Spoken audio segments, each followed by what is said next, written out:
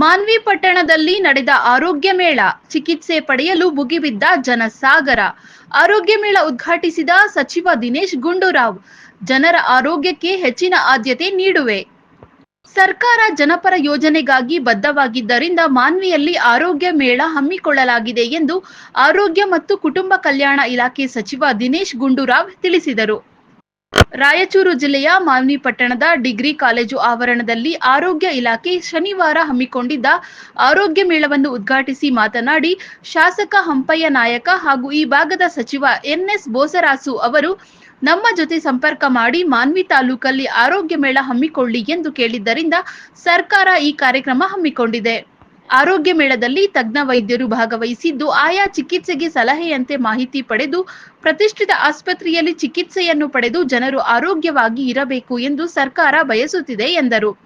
ವರದಿ MD Gauss, NKS ಟಿವಿ4 Manvi.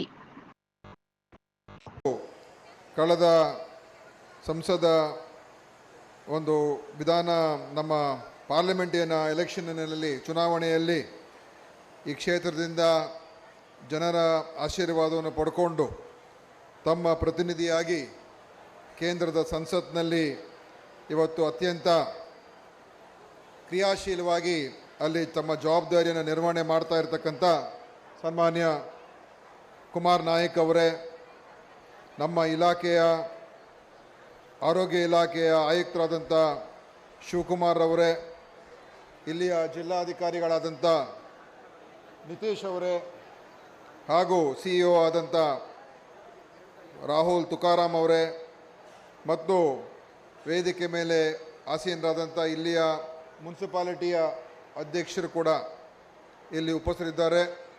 Shrimati Lakshmi Veeresh ಅವರು, ಹಾಗೆಯೇ ನಮ್ಮ ಇಲಾಖೆಯ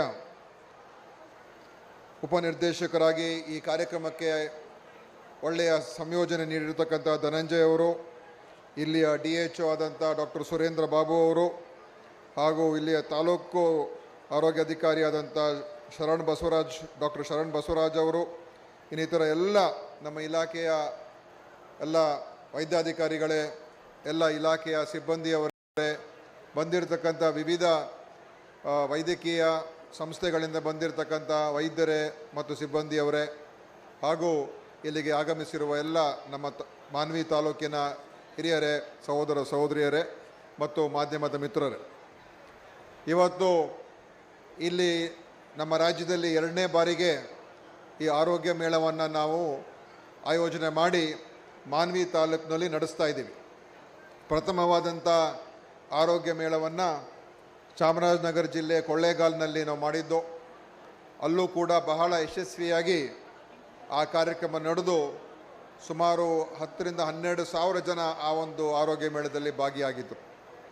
ಅದೇ ರೀತಿ ಇವತ್ತು ಮಾನ್ವಿಯಲ್ಲೂ ಸಾವಿರಾರು ಸಂಖ್ಯೆಯಲ್ಲಿ ನಮ್ಮ ಕ್ಷೇತ್ರದ ಜನ ಇಲ್ಲಿ ಬಂದಿದ್ದಾರೆ ಮತ್ತು ಅನೇಕ ತಪಾಸಣೆಗಳನ್ನು ಮತ್ತು ಪರೀಕ್ಷೆಗಳನ್ನು ಇಲ್ಲೇ ಸ್ಥಳೀಯವಾಗಿ ತಜ್ಞ ವೈದ್ಯರು ಮತ್ತು ಬೇರೆ ಬೇರೆ ತಪಾಸಣೆಗೆ ಬೇಕಾಗಿರ್ತಕ್ಕಂಥ ಸಲಕರಣೆಗಳೆಲ್ಲವನ್ನು ಕೂಡ ತರಿಸಿ ಇಲ್ಲೇ ಸ್ಥಳೀಯವಾಗಿಯೇ ಅದನ್ನು ಮಾಡ್ತಕ್ಕಂಥ ಒಂದು ಪ್ರಯತ್ನ.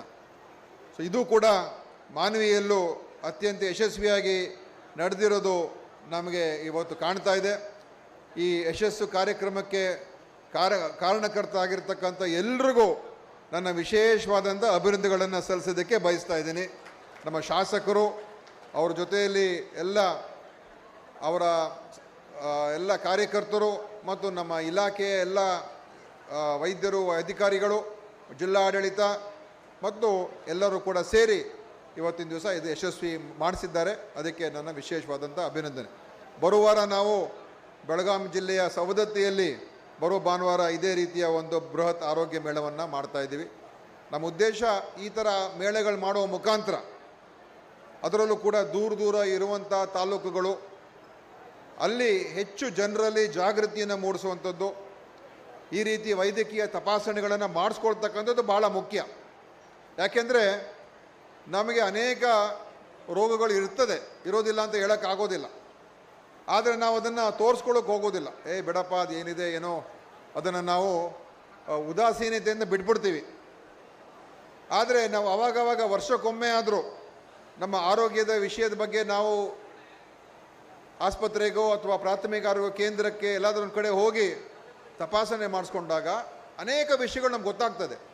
ನಮಗೆ ಬಿ ಪಿ ಇದೆಯಾ ಇಲ್ವಾ ಅಂತ ಗೊತ್ತಾಗ್ತದೆ, ಸಕ್ಕರೆ ಕಾಯಿಲೆ ಡಯಾಬಿಟೀಸ್ ಇದೆಯಾ ಇಲ್ವಾ ಅಂತ ಗೊತ್ತಾಗ್ತದೆ, ಬೇರೆ ಬೇರೆ ಇನ್ನೇನಾದರೂ ನಮ್ಮಲ್ಲಿ ತೊಂದರೆಗಳಿದೆಯಾ ಡಾಕ್ಟರ್ ಹತ್ರ ಮಾತಾಡಿದಾಗ ಗೊತ್ತಾಗ್ತದೆ. ಅವರು ಅದನ್ನು ನೋಡಿ ಗಮನದಲ್ಲಿ ಇಟ್ಕೊಂಡು ಮುಂದೆ ಅದನ್ನು ಯಾವ ರೀತಿ ಚಿಕಿತ್ಸೆ ಕೊಡಬೇಕು ಅಂತ ಮೊದಲೇ ತೀರ್ಮಾನ ಮಾಡಿಕೊಂಡ್ರೆ ಆವಾಗ ಆರೋಗ್ಯ